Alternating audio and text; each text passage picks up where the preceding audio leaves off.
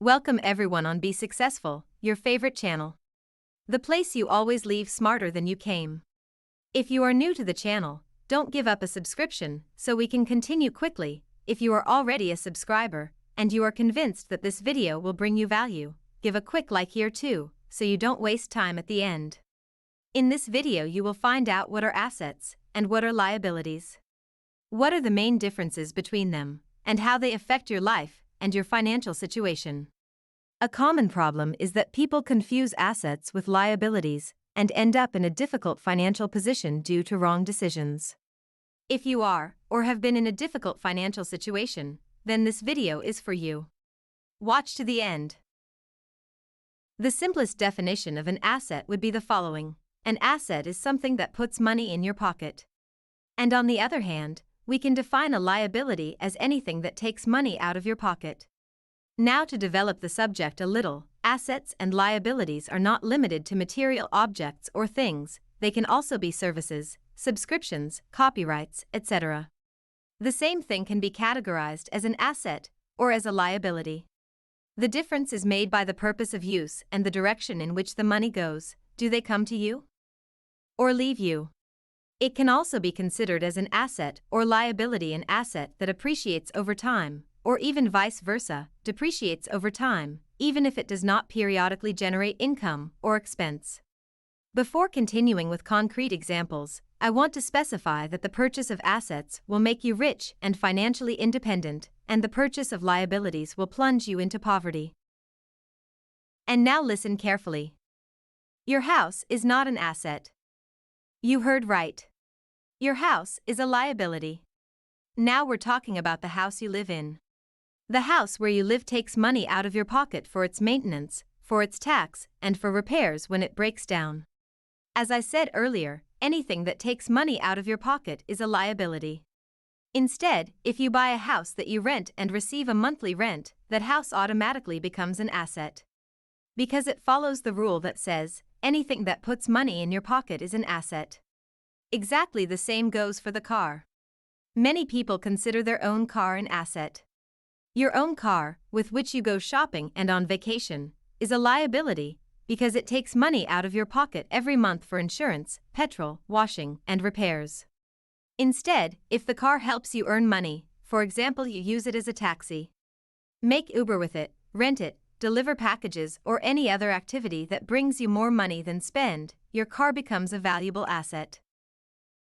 Another phrase I often hear says this: I need to invest in a new phone. This sentence is essentially wrong. If your work has to be done with that phone, and buying a more expensive phone you can finish the job faster, or you can earn more money, then you are entitled to say that. For everyone else on the planet, a phone is a liability. And don't tell me, but hey, I need to call my parents, or I need to take pictures. You can do this with the phone you have.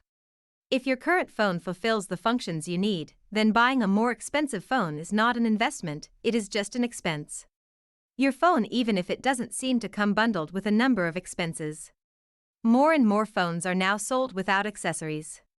So in addition to the new phone, you also have to buy a screen protector, case, charger, etc. So we agreed together that the phone is also a liability that takes money out of your pocket.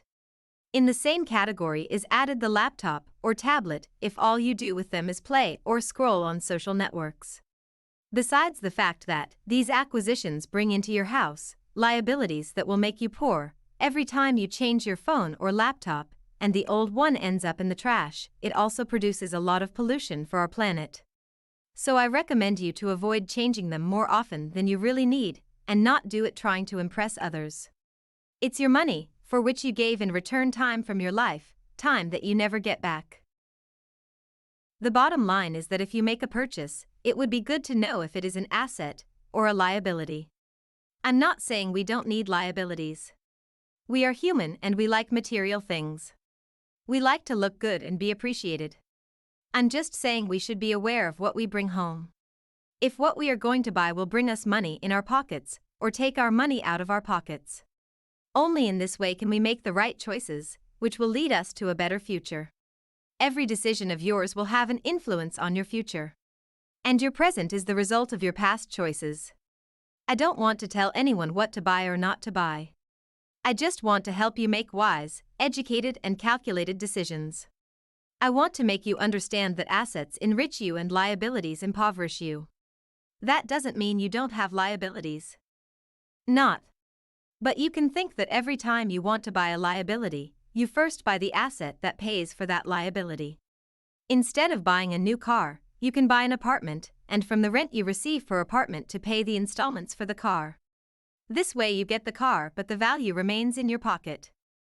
If you want a fitness subscription, buy a few shares for the first time, which will pay you dividends of several tens of dollars per month, and so your asset will pay for the subscription for life. Thank you for staying until the end. As an appreciation, we have prepared in your description some useful links through which you can start investing even with $1. Take a look at the description of the video, and do not hesitate to take advantage of these offers. Don't forget to like this video if you learned something useful, because it helps us a lot. If you are not yet a subscriber to the channel, do not hesitate to do so. Press the bell to be notified every time a new video appears. Until next time, I am waiting for your opinion in the comments. I wish you to make only wise decisions.